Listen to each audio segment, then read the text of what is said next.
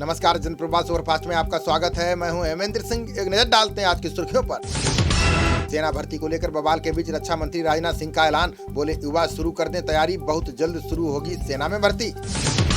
केंद्र सरकार ने अग्निपथ योजना की आयु सीमा में किया बदलाव, अब 21 नहीं 23 साल तक के युवा भर्ती प्रक्रिया में ले सकेंगे हिस्सा।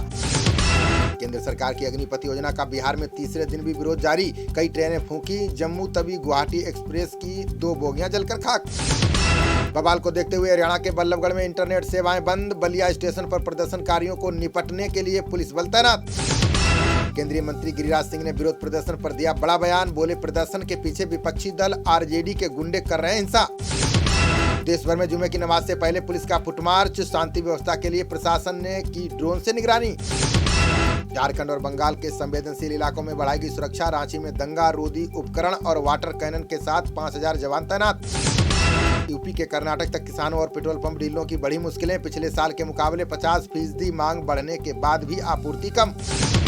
अंतर्राष्ट्रीय मार्केट में रिकॉर्ड $124 प्रति बैरल हुआ कच्चा तेल, महंगाई दर न बढ़े इसलिए सरकार ने 2 महीने से नहीं बढ़ने दी कीमतें। ये मोदी ने की मुख्य सचिवों के पहले राष्ट्रीय सम्मेलन की अध्यक्षता, बोले आकांक्षी जिले होने चाहिए देश के लिए प्रेरणादायक। भारत ने परमाणु हथियारों पर 1 साल में खर्च किए 7,799 करोड़, दुनिया के परमाणु हथियार संपन्न 9 देशों ने खर्च किए $82 अरब। उत्तर प्रदेश में एक्शन में रहेगा योगी बाबा का बुलडोजर, सुप्रीम कोर्ट ने जमीयत की याचिका पर रोक से किया इनकार। भीमसेना चीफ सतपाल तंवर को पुलिस ने किया गिरफ्तार, नूपुर की जुबान काटने पर 1 करोड़ रुपए इनाम का किया था ऐलान। 2 जगहों पर हुई मुठभेड़ में हिजबुल के 4 आतंकियों का खात्मा, कुलगाम में महिला शिक्षक और सरपंच दंपत्ति के हत्यारे हुए ढेर। भारी बारिश ने पूर्वोत्तर राज्यों के बड़े इलाकों में मचाई तबाही, असम में भूस्खलन से 2 की गई जान, आज बंगाल की ओर बढ़ेगा मानसून। आपूर्ति बढ़ने से 15 रुपए घटी ब्रांडेड खाद्य तेलों की कीमतें, खाद्य मंत्रालय ने आने वाले समय में और सस्ता होने की जताई उम्मीद। दिल्ली पुलिस ने 300 लग्जरी कारें चुराने वाले गिरोह का किया पर्दाफाश, मेरठ के मुस्तकीम और तमिलनाडु के रिसीवर गिलान को किया गिरफ्तार। किसी भी वक्त जारी हो सकता है यूपी बोर्ड का रिजल्ट, देरी को लेकर एक साथ घोषित हो सकते हैं 10वीं और 12वीं के परिणाम। गलत तरीके से पार्क किए गए वाहन की तस्वीर भेजने वाले को मिलेगा इनाम, नितिन गडकरी बोले जल्द ही इस बारे में लाऊंगा कानून। बीते 24 घंटे में कोरोना के कुल 12,847 नए मरीज आए सामने, 14 लोगों की गई जान, 63,063 हुई सक्रिय मामलों की संख्या। कांग्रेस नेता राहुल गांधी से आज नहीं होगी पूछताछ, ईडी ने मानी गुजारिश, अब सोमवार को फिर जांच एजेंसी पूछेगी सवाल। ईडी ने राहुल गांधी पर शिकंजा कसने का बनाया फुल प्रूफ प्लान, अगली पूछताछ के लिए सवालों का तैयार किया पुलिंदा। राहुल गांधी से पूछताछ को लेकर लोकसभा अध्यक्ष से मिले अधीर रंजन, बोले हमने स्पीकर से हमारे साथ हो रहे जुल्म की दर्ज कराई है शिकायत। आज राष्ट्रपति कोविंद से मिलेगा कांग्रेस का प्रतिनिधिमंडल, पार्टी मुख्यालय में पुलिस के प्रवेश को लेकर पार्टी के नेता सौंपेंगे ज्ञापन। अब अपनी मनचाही बिजली कंपनियों का चुनाव कर सकेंगे ग्राहक, केंद्र सरकार ने मानसून सत्र में विधेयक पेश करने की बनाई योजना। नवाब मलिक और सत्येंद्र जैन के खिलाफ सुप्रीम कोर्ट में याचिका, मनी लॉन्ड्रिंग केस में जेल जाने के बाद बर्खास्त करने की उठाई गई मांग। राहुल गांधी से पूछताछ को लेकर सुरजेवाला ने लगाया आरोप, बोले ईडी को प्रचार एजेंसी की तरह प्रयोग कर रही है मोदी सरकार। देश में 89% वयस्क जनसंख्या को लगी वैक्सीन की दोनों डोज, मंडाविया बोले 75% से अधिक बच्चों को दी गई पहली खुराक।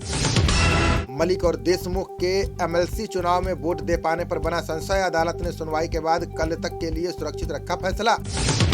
दिल्ली डायलॉग के 12वें संस्करण में बोले विदेश मंत्री एस जयशंकर, कहा भारत की एक्ट ईस्ट नीति आसियान देशों के साथ साझेदारी का आधार। राष्ट्रपति चुनाव को लेकर रक्षा मंत्री राजनाथ सिंह ने अखिलेश को किया फोन, शीर्ष पद के चुनाव में आम सहमति से राष्ट्रपति चुनने पर मांगी राय। सीबीआई ने हानुंग टाइज के प्रमोटरों के खिलाफ दायर की चार्जशीट, झूठे वित्तीय विवरण देकर 2040 करोड़ रुपए की धोखाधड़ी का आरोप। डीजीसी ने किया 30 उड़ान प्रशिक्षण संस्थानों का ऑडिट, 21 मार्च से अब तक सुरक्षा उल्लंघन के मामलों में की कार्रवाई। उसी विधायकों के साथ झड़प के मामले में स्पीकर का बड़ा फैसला, शुभेंदु अधिकारी समेत 7 भाजपा विधायकों का निलंबन किया खत्म। दुष्कर्म करने आए 6 बदमाशों से अकेले भिड़ गई लड़की, सभी को इतना धोया कि अस्पताल में कराना पड़ा भर्ती। कांग्रेस विधायकों ने विधानसभा परिसर की सीढ़ियों पर दिया धरना, उत्तराखंड अधीनस्थ चयन आयोग की भर्तियों में धांधली का लगाया आरोप।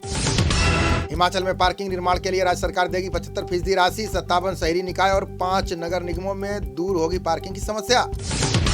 28 से श्रीनगर में होगी जीएसटी परिषद की 2 दिवसीय बैठक। ऑनलाइन गेमिंग पर टैक्स की दर पर चर्चा होने की उम्मीद। डेरा सच्चा सौदा प्रमुख गुरमीत राम रहीम को मिली पैरोल। जेल से निकलते ही पहुंचा बागपत के बरनाप।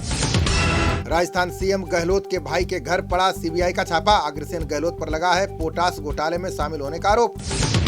हरियाणा की अनाज मंडियों की दुकानों में खाद बीज की बिक्री पर रोक। कृषि विपणन बोर्ड के आदेश के विरोध में उतरे मंडी के व्यापारी।